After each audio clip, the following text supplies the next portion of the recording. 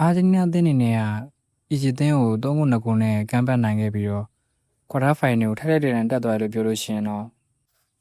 တစ်ဖက်သက်ကြီးများဆန်သွားမလားမသိဘူးပေါ့လေအီဂျစ်အသင်းအနေနဲ့လည်းတကယ်ကိုကောင်းငယ်ဆိုပေမဲ့လို့အထင်မှာပဲနဲ့3 ဂိုးပြန်ပြီးလဲရတဲ့နဲ့ပဲ16 သင်းဆင်မောင်းနေခဲ့ရတာပေါ့ဒီပွဲမှာပြောစရာတွေလည်းတော်တော်များတာပါဒီဒိုင်ဂူတွေတို့ဖာပြဿနာတွေလည်းတော်တော်လေးကိုပြောစရာဖြစ်ခဲ့တာပေါ့လေဆိုတော့အီဂျစ်သင်းဘက်ကနေကြည့်ရင်လည်းသူတို့အတွက်တော့မခံနိုင်စရာပဲလေဒုတိယလုံးကောင်းနားနေ900သွားရဆိုပေမဲ့900ပြီးကမှကိုဖာပြန်ကြည့်ပြီးတော့လက်ဆန်ဒရိုမာတီနက်ကိုလူလုတဲ့အတွက်9ပါပဲဖြတ်ခံရတဲ့ပြင်ဖြစ်တော့ပြန်ပြီးလိုက်ရတာ哦အစောပိုင်းလက်ဆန်ဒရိုမာတီနက်ကိုလူလုတယ်ဆိုပေမဲ့ဒိုင်ကလုံးဝမပြီးဘူးပေါ့လေပြတယ်မော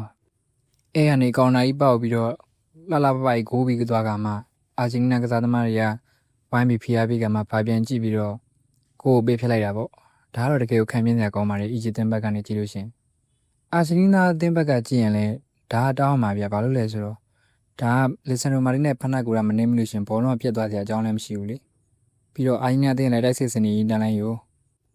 ာတေချာတခုတော့အဲလုံးသာဂိုးမသွားရင်တော့အာဂျင်တီးနားအသင်းအဲ့လောက်ကြီးဇောရကတက်မှာမဟုတ်ပါဘူး9အတွက်အဲ့တော့ပြန်ဇောရကတက်တာပေါ့ထားပါပဲကဲဆိုတော့ဒီအာဂျင်တီးနားနဲ့အီဂျစ်သင်းရဲ့16သင်းပွဲစဉ်ကြောင်းနဲ့ပြန်ပြောတာပေါ့ပွဲဆက်လို့15မိနစ်အတွင်းမှာပဲအီဂျစ်သင်းရဲ့ဖြစ်တယ်မော်နေတဲ့စင်ကောင်းတက်ကိုရသွားတယ်ပေါ့လေမှန်တကယ်တော့အဲ့လောက်ကြီးမထင်မှတ်ထားပါဘူးအီဂျစ်သင်းကကောင်းတယ်ဆိုပေမဲ့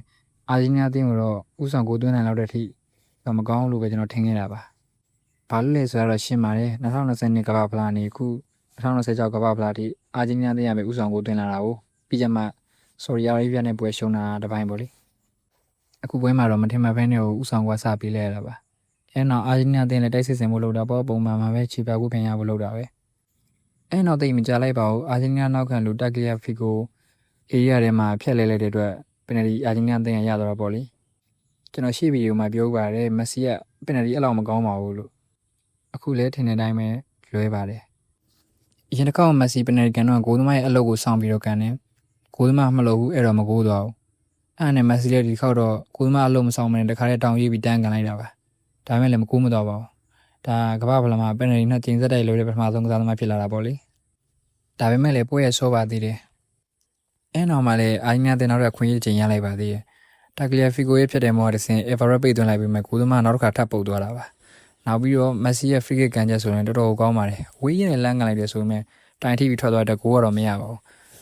းပထမပိုင်းကတော့အဲ့လောက်ပဲထင်ပါတယ်အဲ့လိုနဲ့အီဂျစ်သင်းကပဲတကူကိုမရှိနဲ့ဥဆောင်ထားတော့မှာပဲတကယ်လူပြောများတဲ့ဖြစ်ရတဲ့အခုဒုတိယပိုင်းမှာစတာပါဒုတိယပိုင်းမှာလည်းအာဂျင်တီးနားအသင်းကတောက်လျှောက်တိုက်စစ်ဆင်မှုလုပ်တယ်အီဂျစ်သင်းကတော့နောက်ခံကိုပိတ်ဆော်မယ်ပြီးရင်ကောင်းတော့ချောင်းဆော်မယ်ဒါပါပဲအဲ့လိုပြောလို့အီဂျစ်သင်းကမကောင်းလို့ပြောတာမဟုတ်ပါဘူးအီဂျစ်ကတကယ်ကိုကောင်းတာပါတကယ်ကောင်းတာတစ်လုံးဆိုတစ်လုံးကတကယ်ကြီးကိုထိထိမိမိရှိခဲ့တာပါနောက်ပြီးဆက်ပြောစရာရှိတာမက်ဆီပါမက်ဆီရဲ့ပင်နေတစ်လုံးလွှဲထားတယ်ပြီးတော့သူ့မှာတိတ်ကစားစရာနေရာတိတ်မရှိဘူးဗျသူအရင်ကဆော့နေကြ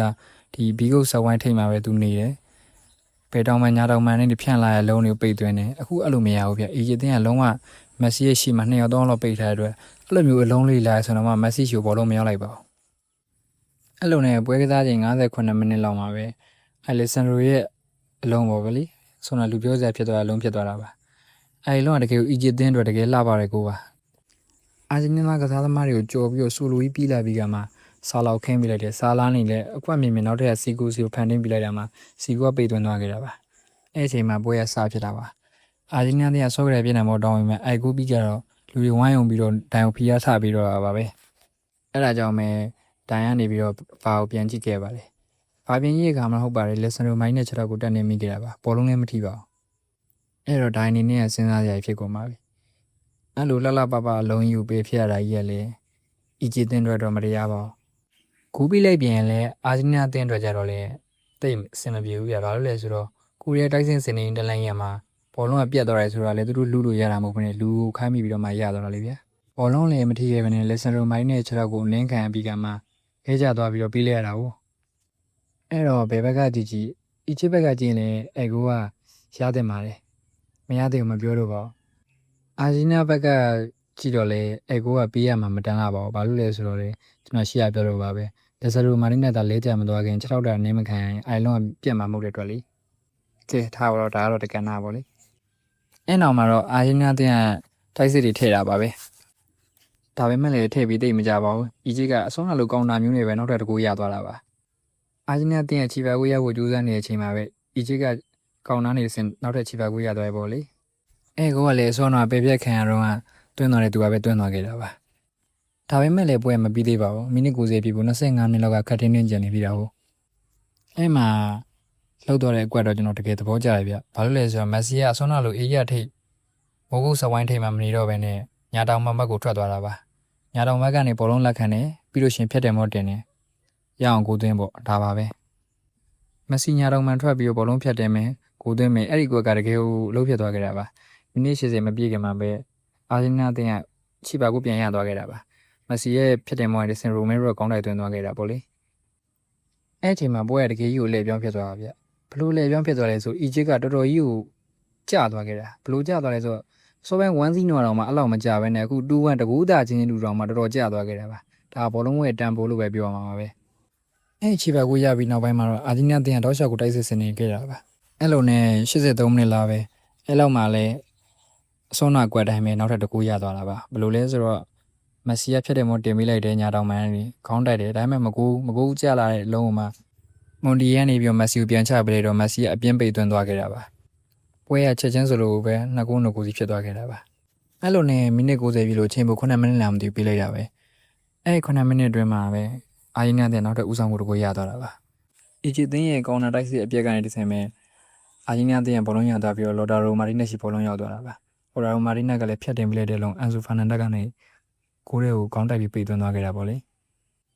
ဒီကုန်းမှလည်းပြောစရာရှိသွားပြန်ရောဆာလာကိုအေးရတဲ့မှာ6ချင်းချိတ်ပြီးလဲမိတဲ့ကိစ္စပေါ့လေဒါပေမဲ့အဲ့မှာကျတော့ကျွန်တော်တို့အာဂျင်တီးနားပြည်သက်တွေဘယ်လိုမြင်လဲဆိုတော့ဘောလုံးရင်ထိရဗျာဘောလုံးကဟိုးနောက်မှရောက်သွားတဲ့အတွက်ဒီလုံးကပြည့်တယ်မဟုတ်ပြီးကြမလို့ပြည့်တယ်မဟုတ်ရပြီးလိုက်မယ်ဆိုရင်လည်းအဲ့လုံးကပင်နတီပေးရမှာဗျာလက်စန်ဒရိုလုံးကကျတော့ရပြီးသားကိုကန်ဆယ်တယ်ဗာပြန်ကြည့်တယ်ပေါ့အခုကိုကျတော့ဗာလည်းပြန်မကြည့်ဘူးကိုလည်းကန်ဆယ်မလုပ်တဲ့အတွက်ဒိုင်ဂရီလို့လည်းပြောကြတာပဲဒါပေမဲ့အဲ့လုံးကဗာပြန်ကြည့်ကြမလို့ပါဘူးအနီးပြကွက်မှာဘောလုံးရင်ထိပြတာအတိတ်တိုင်းပဲနောက်ပြီးတော့လက်စန်ရိုမာရီနာလုံးကျတော့ဘောလုံးမထိဘဲနဲ့6ခုနင်းမိသွားတာကိုအဲ့ဒါလေးပါတာပေါ့ဒါပေမဲ့လည်းအီဂျစ်တင်းအတွက်တော့နစ်နာတယ်ဆိုတော့ဒါတော့အမှန်တကယ်ပါသူတို့လုံးတော့ကျတော့ကြည်ပြီးတော့ပြန်ကန်ဆယ်ငါတို့လုံးကြတော့ကြည်လည်းမကြည့်ဘူးကိုလည်းမကန်ဆယ်ဘူးဆိုတဲ့သဘောမျိုးလေးပါတာကိုအဲ့လိုနဲ့ပဲပွဲရတော့3-2ခုနဲ့ပဲပြီးသွားတယ်ပေါ့လေအာဂျင်တီးနားရဲ့လုံးဝအမိုက်စားခံပတ်ပါအာဂျင်တီးနားတင်းရတော့တဲ့3ခုလုံးဝပြောစရာမရှိဘူးတကယ်ကောင်းနေဗျာပြောစရာရှိတာအဲ့လက်စန်ရိုမာတီနာလုံးမှာအီဂျစ်တို့ကန်ဆယ်ခံလိုက်ရတဲ့ကိုပါအဲလုံးကလည်းတကယ်လေးနှမျောစရာကောင်းလောက်လာခဲ့တာ哦နောက်ပြီးတော့အာဂျင်တီးနားတင်းတင်းလုံးရဲ့နိုင်လူစိတ်တွေကလည်းတကယ်ကြီးကိုမိုက်တာပါအဲ့တော့ဗျာဆိုလိုတာဒိုင်ဂူရဲ့ဘက်လက်တွေဆိုတဲ့စကလုံးတွေနဲ့အာဂျင်တီးနားတင်းရဲ့ခြေစွမ်းတွေစိတ်ဓာတ်တွေကိုမိမိတော့လုပ်လို့မရပါဘူးအီဂျစ်တင်းနေနဲ့လည်းတကယ်ကောင်းခဲ့ရဆိုတာသိကြပေမဲ့အာဂျင်တီးနားတင်းကပိုကောင်းခဲ့တာပါဒါလည်းတူးဆန်းတဲ့ကိစ္စမှမဟုတ်တာဗျာအီဂျစ်တင်းကကဖဖလာမှာဝင်ပြန်ခဲ့တာတိတ်အကြာကြီးမှမရှိသေးတာအာဂျင်တီးနားတင်းဆိုတာနှစ်တိုင်းနှစ်နီးပါးကန်နေရတာကိုဆိုတော့ဒီပွဲမှာညင်းပွားဝယ်ရဆုံးဖြတ်ချက်တွေရှိခဲ့ဆိုပေမဲ့လည်းအာဂျင်တီးနားတင်းကတော့တကယ်ကိုထိုက်တဲ့တနင်္လာနေ့ကွာတာဖိုင်နယ်တက်ရောက်သွားတာတော့လက်ခံရပါမယ်ကျွန်တော်ရဲ့ညာတော်မှန်ကစားသမားကြီးစာလက်တော်စိတ်မကောင်းပေမဲ့ပေါ့လေဒါပဲဖြစ်ဖြစ်အာဂျင်တီးနားတင်းကတော့အနာတိတ်မှန်ပြီးဆုံးတင်းလို့တော့ပြောလို့ရပါတယ်32တင်းစင်တော်လေးကာပိုပါရီနဲ့ကိုသေးတန်ကန်လိုက်ရတာပါအခုအီဂျစ်နဲ့ပွဲကြော်လေးအသေးတန်လေးကန်ရတယ်အငင်းပွားပွဲရတွေလည်းဖြစ်တယ်နောက်ကွာတာဖိုင်နယ်မှာတွေ့ရမယ့်တင်းတော့ဆွစ်ဇာလန်နဲ့ပေါ့လေဘယ်လိုလာအောင်မသိပါဘူးအဲ့တော့ပြောချင်တာအာဂျင်တီးနားတင်းနေနဲ့ကွာတာဖိုင်နယ်ကိုတက်ရောက်ဖို့တကယ်ပဲထိုက်တန်ရလားဆိုတာပါကျွန်တော်အနေနဲ့ကတော့တကယ်ကိုထိုက်တန်တယ်လို့ပဲပြောပြရသည်ဘာပဲဖြစ်ဖြစ်16တင်းအဆင်မှာတော့ပြောစရာအများဆုံးနဲ့အကောင်းဆုံးပွဲဖြစ်ခဲ့ရတော့သိကြပါပဲဆိုတော့ဒီဗီဒီယိုတော့ဒီလောက်ပါပဲညင်မတူတာတွေပဲရှိရင်လည်းပြောခဲ့လို့ရပါတယ်ကျွန်တော်အမြင်တော့ဒါပါပဲ